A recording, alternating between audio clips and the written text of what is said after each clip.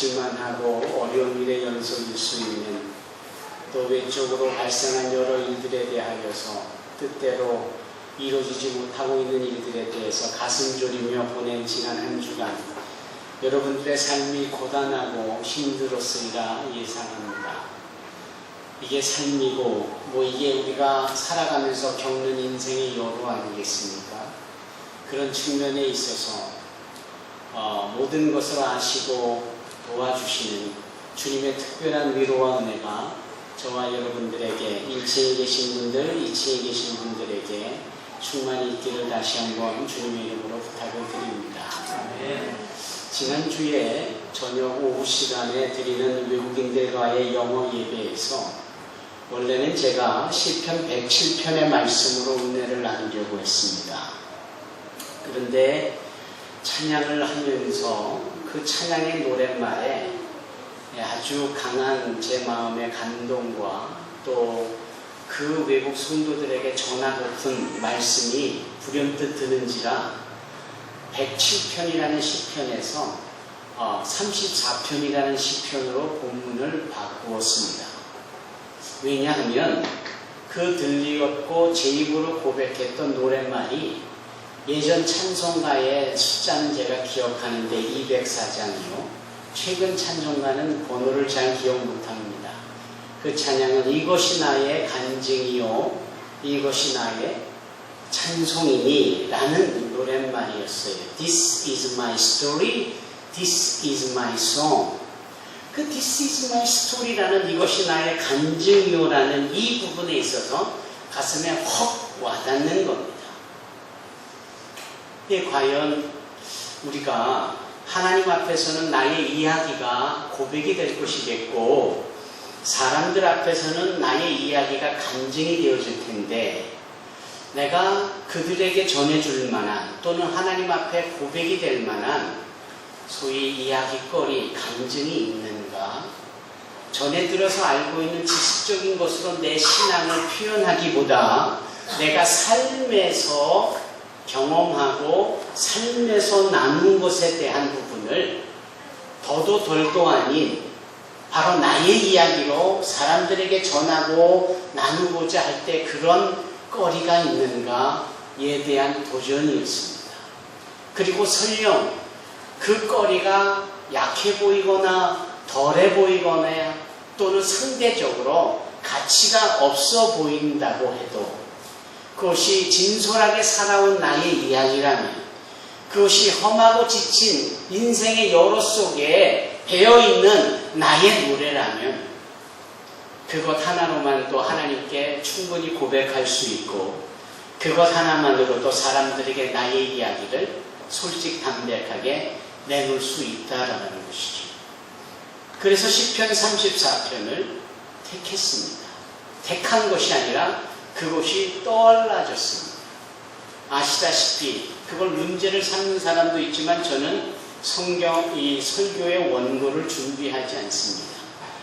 설교를 준비하지 않고 한다라는 뜻이 아니라 그 설교를 위해서 많이 기도하고 준비하는 시간 속에 만나지는 사람, 벌어지는 상황, 이런 사건, 사고와 대화 등 보여지는 꿈, 느껴지는 감정 등을 계속해서 제가 모으고 필터링을 하고 버릴 것은 버리고 취하면서 한 주를 보냅니다.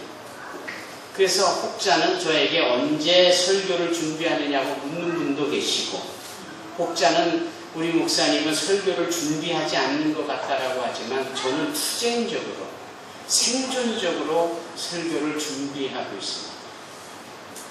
그때도 바로 그러한 임프레션이 저에게 있을 때에 제가 퍼뜩 드는 것이 바로 시편 34편 다윗의 이야기가 생각이 나는 겁니다. 시편 34편의 다윗의 이야기를 먼저 말하기 전에 먼저 나누고자 싶은 것이 있다면 시편 150편은 1편부터 150까지의 150편은 대부분 다윗이 기록한 그의 신앙의 고백입니다. 하나님만을 찬양하는 장르가 있는가 하면 하나님께 기도하는 장르가 있고 자신의 삶의 고통스러움을 그대로 표현하는 장르가 있고 사람들에게 권면하는 장르가 있고 또 자신의 기쁜 마음에 노래하는 장르가 있습니다. 아울러 같은 특징 같아도 본인이 간절히 바라여서 역사하시는 주님 앞에 감사하는 장르가 있고 찬양하는 장르, 이렇게 7가지의 장르가 있습니다. 그런데 이 시편 34편은 7가지의 장르가 다 조금씩 모아져 있는, 집대성되어져 있는 특별한 시편입니다. 그 내용은 이렇습니다. 다윗이 하나님을, 그분의 높고 위대하심을, 영화로움을 찬양하고 고마움을 표현하고 감사로 숨었습니다. 이 미천한 자가, 연약한 자가 기도했더니 하나님이 들으셨더라. 이 어렵고 힘든 상황 속에 하나님께서 천군천사로 나를 애워싸고 안위하시더라. 그래서 앞으로 내가 무엇이든지 구하는 것을, 필요한 것을 가장 좋은 것으로 채워주실 것이더라. 젊은 사자가 궁핍하여 줄일지라도 여호와를 경외하는 자 곧 나에게는 하나님께서 책임질 것을 나는 믿노라 하는 식의 과거와 현재와 미래의 모든 자신의 인생을 총망라하여 하나님을 신뢰하는 자신의 신앙의 고백과 자신의 간증을 말하고 있는 거예요. 그런데 말입니다. 정말 중요한 말씀은, 그 말씀도 말씀 의제지만 그 말씀을 기록한 때 그 말씀이 기록되어질 수밖에 없는 상황이 무엇이냐가 중요합니다. 여러분들이 혹이나 지금 시편 34편을 펴셔서 34편 1절이 시작되기 직전에 나와 있는 이 시편의 배경에 대한 짤막한 설명을 볼 수 있다면 이렇게 되어 있습니다. 어떻게 되어 있는고 하면은 다윗이 아비멜렉 앞에서 미친 척을 하다가 라고 설명이 되어 있습니다. 참 기가 막히죠? 미친 척을 하다가, 실성한 척을 하다가 부르고 고백하고 이것이 나의 간증다라고 말한 게 시편 34편이라는 내용이에요. 도대체 어떤 상황입니까? 여러분 아시다시피 다윗은 참 특별한 존재입니다. 그에게는 위로 형님이 7분이나 계셨습니다. 그의 아버지 성함이 함자가 이자, 세자입니다. 한국식이죠. 이세라고 해요. 이스라엘의 초대 왕인 사울 왕이 세워졌는데 하나님 보시기에 악을 행하고 당신의 택한 백성들을 위하여 제대로 통치하지 못하니까 하나님께서 그 사울을 폐위시키고 하나님 마음에 드는, 당신의 마음에 합한 자라고 여겨지는 당신의 기준에 맞춰진 자들을 새롭게 세워가는 일을 하십니다. 그때에 사무엘 선지자를 통하여 이새의 집에 방문하여 이새의 아들들 가운데서 내가 이스라엘을 위한 왕을 세울 것이다 라는 말씀과 더불어 사무엘 선지자가 그 일을 하게 해요. 그래서 사무엘에게 이와 같은 말씀을 전하며 아들을 다 불러 모으라고 하고 7명을 일일이 자세히 살펴봐도 마음에 감동이 없는 겁니다. 당황한 사무엘 선지자가 저들의 아비인 이새에게 또 다른 아들은 없느냐? 말째가 하나 있는데, 막내가 하나 있는데 지금 저 들에 나가 양들을 목축을 치고 있는데, 적어도 이렇게 말하는 아비인 이새의 마음속에는 그 막내 아들은 이 아들의 숫자에도 넣지 않을 만큼 미천하고 작고 또 허드렛 일이나 하는 이런 정도의 존재니까 7 아들을 부를 때 껴주지도 않았던 아들이 하나 있다라는 거예요. 그러나 그 막내 아들이 불러오라는 말과 함께 사무엘의 눈에 보여졌을 때 너무나도 용모도 준수할 뿐 아니라 빛과 광채가 나올 만큼 마음에 확 하고 감동이 일 만큼 하나님께서 바로 이 아들에게 장차 이스라엘의 왕이 될 것에 대한 계획을 세우셨다는 사실을 알게 되지. 그래서 그 막내 아들에게 장차 이스라엘의 왕이 될 것에 대하여 신탁과 더불어 기름을 붓습니다. 그 막내 아들 이름이 바로 다윗입니다. 여러분, 다윗은 우리가 철모르고 이 다음에 그것은 뭐 될래? 대통령! 뭐 이랬던 거와 다른 거죠. 뭔가 정치인으로서 위세와 권위와 명예와 무소불위의 권력을 지니겠다라는 이런 야심이 다윗에게 있었는가? 아니었어요. 그는 그냥 시키는 대로 하는 사람이었습니다. 그는 단 한 번도 자기 임의대로 멋대로 스스로 하는 존재가 아니었습니다. 형들도 많은데 그 아비의 양을 바깥에서 어린 나이에 막내임에도 불구하고 치가 하니까 나가서 목양하고 순종의 모습을 보일 정도의 그렇게 착하고 순전한 자였습니다. 어디에도 자기의 뭔가 해봐야 되겠다라는 의지나 계획이나 목표나 자기중심적 계획 같은 것들은 없던 자였습니다. 그러한 다윗에게 왕이 될 거라 하는 말씀과 기름이 부어집니다. 이제는 삶이 달라져야 되겠지요. 그런데 실제적으로 달라진 삶은 왕으로 예비되어진 자로서 누리는 호사가 아니라 왕으로 예비된 자로서 누릴 수 있는 그런 권위가 아니라 오히려 그걸로 인하여서 질투하고 미워하는 현직에 있는 사울 왕으로부터 자기 목숨을 지키기에 너무너무나 힘들고 고단하고 한 주를 보내고 하나님 앞에 나오는 조차도 어려운 우리와 아니 우리보다도 더 심각하게 어려운 상황 가운데 있었습니다. 소위 말하는 동가숙 서가식했다니까요. 동쪽에 가서 잠을 청하고 서쪽에 가서 밥을 얻어먹어야 하는 자기를 끊임없이 죽이려 하는 보는 앞에서 단창으로 찌르고 던지려고 하는 이러한 사지에서 벗어나야 겨우 목숨을 부지해야 될 다윗이었단 말입니다. 그 어린 다윗의 삶이 얼마나 힘들고 고단했을까. 얼마나 괴롭고 누가 왕이 되겠다라고 내가 한 것도 아니에요. 어찌 이와 같은 고난이 하나님의 약속 뒤에 내 삶에 총체적으로 펼쳐지는지 너무나도 힘들고 하루하루 사는 것이 괴로움의 극치가 아니었겠습니까, 여러분?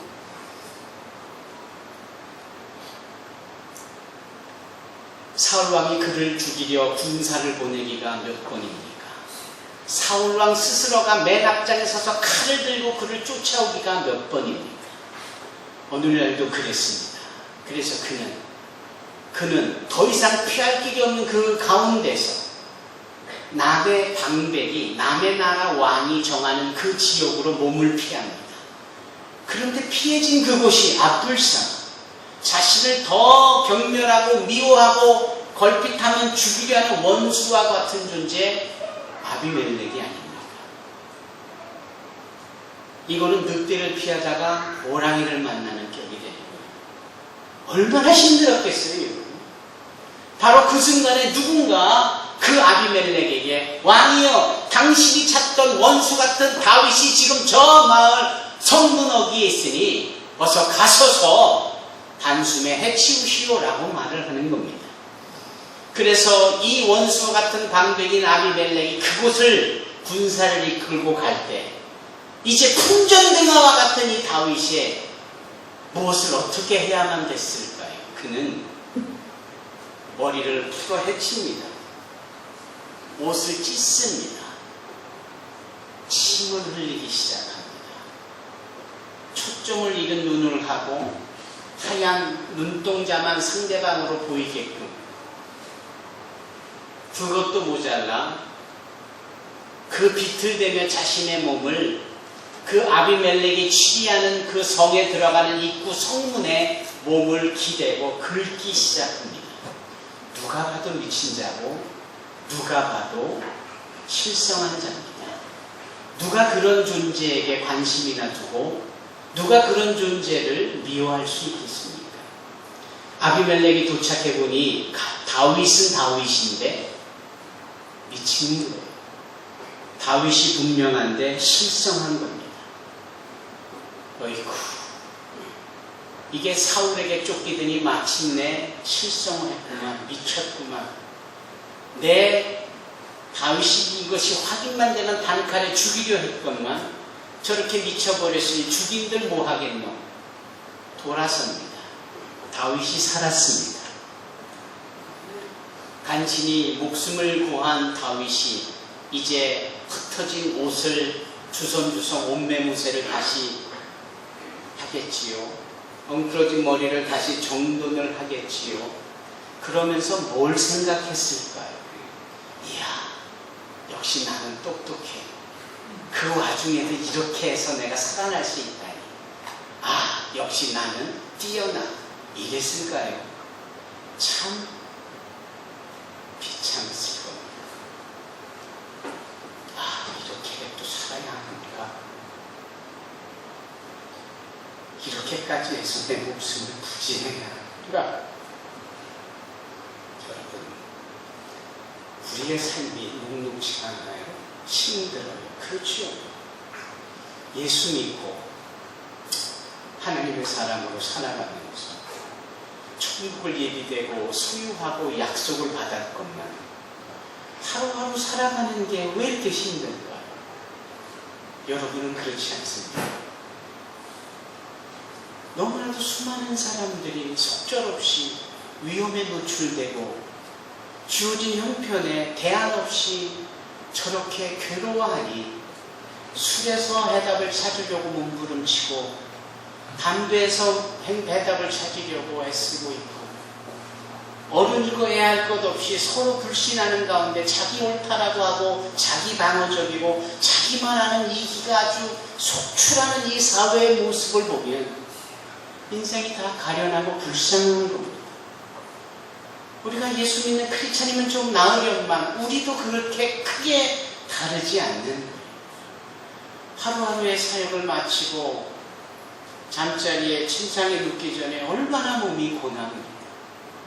오늘도 그냥 쉬는 날이라고 집에서 눕고 싶었건만 이렇게 예배드리러 나와야 하는 이런 모습들이 여러분 다윗과 크게 다르지 않습니다. 미친 척을 하고 실성을 해야 겨우 목숨을 부지할 정도로 다윗은 절망과 처절한 삶의 투쟁의 끝자락에 서 있던 거예요.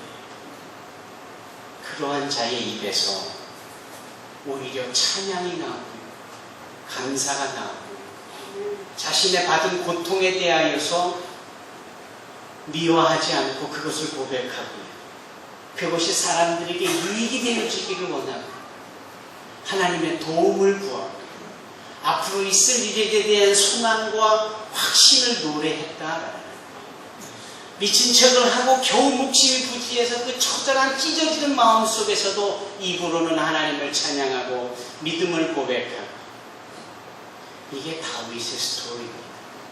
이것이 다윗의 노래입니다. 비록 어렵고 힘든 삶의 끝자락에서의 고백이고 간증이고 노래였지만 그는 This is my story, this is my song이라고 말할 수 있고 우리는 그러한 시편 34편을 보면서 오늘날 우리의 이야기가 어떻게 표현되어져야 하고 어떤 노래로 나와야 하는가 하는 것이죠. 그는 죄악을 많이 저지르기도 했습니다. 우리와 같은 똑같은 인간인지라 왕이 돼서 그 무소불위의 권리를 가지고 남의 아내를 통강하고 문제가 될 수 있는 남편을 개입적으로 살인까지 하기까지 해놨습니까? 이런 것이 자기의 권세로 다 덮어질 줄 알았고 누구도 그 문제에 대해서 알 수도 없었겠고 그래서 묻혀지는 줄 알았는데 하나님은 느닷없이 나단 선지자를 통하여서 이러한 다윗의 숨겨진 죄악을 꾸짖지 않습니까? 신랄하게 정죄하시고 심판하지 않습니까? 그럴 때 그가 가슴을 찢으며 회개하며 주님 앞에 또 자신의 죄 지은 이야기를 합니다. 자신의 죄를 지은 노래를 하는데 그게 바로 시편 51편이에요. 내 영을 새롭게 하여 주시고 주의 성령이 나를 떠나지 말아 주시옵소라고 가슴을 치며 노래하는 자신의 이야기가 바로 시편 51편입니다. 그런 그가 시편 32편에 또 뭐라고 노래를 하는가? 그럼에도 내가 회개하고 내가 하나님을 믿고 내가 하나님의 그 역사를 의지할 때에 하나님은 나의 모든 죄악을 감춰주시고 용서해 주시고 그분의 은혜가 나를 사해 주실 것이다. 이것이 나의 이야기고 이것이 나의 노래다.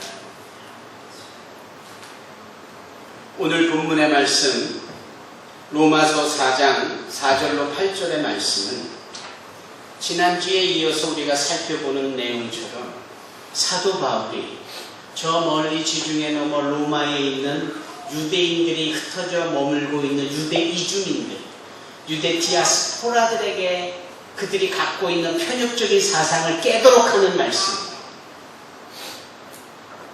우리가 다 같은 아브라함의 후예들입니다.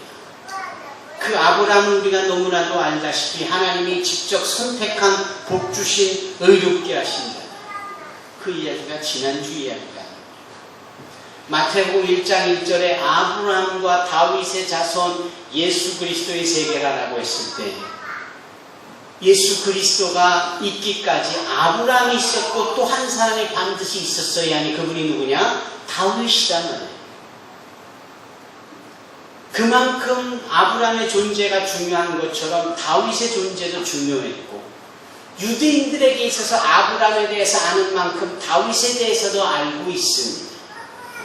그 다윗의 우리아의 아내 밧세바를 범하여 우리아까지 1급살인으로 죽여버리고 죄악을 저지른 것까지도 알고 있고 사람의 힘으로 자신의 권력을 나타내고자 군사의 숫자가 몇 명인지를 인구조사를 행함으로 하나님께서 은혜를 베풀어 이끄신 것에 대하여 인본주의적인 자기의 힘으로 이제는 하겠노라는 교만과 거만함의 극치에 죄악까지도 보내요. 7만 명이나 되는 유대인들이 단숨에 죽어지는 죄악까지도 범한 당사자가 바로 다윗이요. 이 상황도 유대인들이 뻔히 알고 있는 부분입니다. 우리가 하나님의 특별한 존재로서 아브라함의 후손이고 다윗의 준수리에도 여전히 우리 삶에는 수많은 죄악 덩어리들이 우리를 조종하고 우리를 다스리고 있는데 그것을 어떻게 우리가 해결할 수 있겠느냐? 여러분들의 의지로 그것이 가능합니까? 잘해보려고 해도 계획일 뿐 작심삼일도 되고 용두삼일도 되고 처음에는 그럴싸하게 회개를 외치지만 언제 그랬는지 시들시들해버리고 그냥 유명무실해버리기 일수 아닙니까? 잘 안 되잖아요. 옛사람의 구습을 잘라버리고 단절해버리고 없애버린다고 해도 여전히 우리는 옛사람의 구습 속에 서 있고 그 짓을 그 일을 그대로 지금도 하고 있지 않습니까? 도대체 우리 스스로 뭘 할 수 있겠느냐? 아무것도 할 수 없는 거예요. 그래서 오늘 사도 바울은 로마서 4장 4절로 8절의 말씀에 대하여 이렇게 말합니다. 일하는 자에게는 그 삭시 은혜로 여겨지지 아니하고 보수로 여겨지지만 이를 아니할지라도 경건하지 아니한 자를 의롭게 하시는 하나님을 믿는 자에게는 그 믿는 믿음을 의로 여기신다라는 아무런 선한 일도 아무런 어떠한 선행, 좋은 일 이런 것을 만회할 수 있는 일이 없어도 하나님께 의로 여기심을 받는 사람, 그 사람들이 복되니 오직 우리가 복된 존재가 되기 위해서는 스스로 뭔가를 해보려 하고 스스로 잘해보려고 하고 안 되는 것 억지로 계획해서 해보려 하지 말고 도리어 우리에게 은혜를 베푸셔서 그 은혜로 우리의 부족한 부분들이 채워지고 더러워진 것들이 많이 되어지도록 하시는 그 하나님을 믿는 믿음으로 행하자라는 이것이 오늘 본문의 말씀입니다. 그러면서 지난주에는 아브라함의 예를 말했는데 오늘은 다윗의 예를 말합니다. 다윗이 말한 바 7절로 8절의 말씀을 다 같이 읽겠습니다. 불법이 사함을 받고 죄가 가려짐을 받는 사람들은 복이 있고 주께서 그 죄를 인정하지 아니하실 사람은 복이 있도다. 사랑하는 성도 여러분, 이것이 바로 시편 32편 1절로 2절의 다윗의 이야기로 다윗의 노래로 기록되어진 말씀을 사도 바울이 그 말씀을 가져다가 우리에게 소망을 주고자 하는 내용으로 기록한 것입니다. 오늘날 우리가 은혜 가운데 거하여야만 살 수 있습니다. 오늘날 내가 하나님 앞에 무릎 꿇고 납작 엎드려 기도할 때 비로소 우리가 살 수 있습니다. 이런저런 문제와 해결할 수 없는 부담들에 대하여 우리끼리는 아무리 우리가 머리를 맞대고 지혜를 모으고 힘써 행하려 해도 되지 않는 거예요.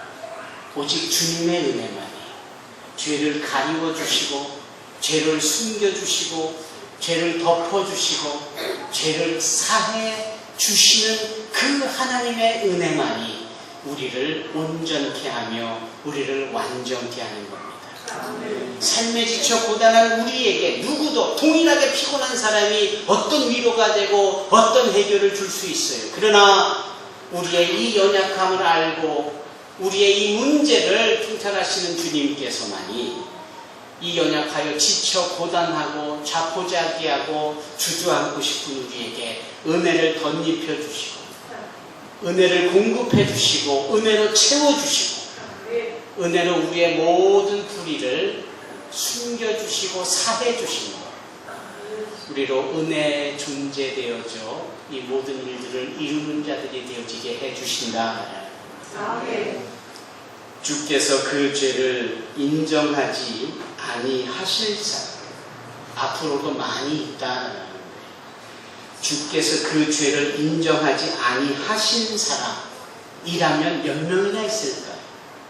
그러나 주께서 그 죄를 인정하지 아니하실 사람, 앞으로도 하나님께서 택하여 은혜를 베푸시어서 그 죄를 인정하지 아니하시고 이런 주님께서 선택이 계속 되어질 때 그것이 우리에게 소망이 되고 기회가 되고 심지어 이번 11월 23일날 있게 되어질 새생명 축제에 우리가 그토록 바라는 영혼이 여기 죄를 인정하지 아니하실 사람의 반열에 서게 되는 줄로 믿습니다. 우리 주님, 그분의 은혜만이 우리를 복되게 하시며 주님의 은혜만이 우리를 살려내십니다. 고단한 여러분, 정말 힘든 여러분, 아무도 이해하지 못하지만 여러분은 너무나도 아파하는 그 문제를 주님은 아십니다. 주님께서 지금 은혜를 더하십니다. 은혜가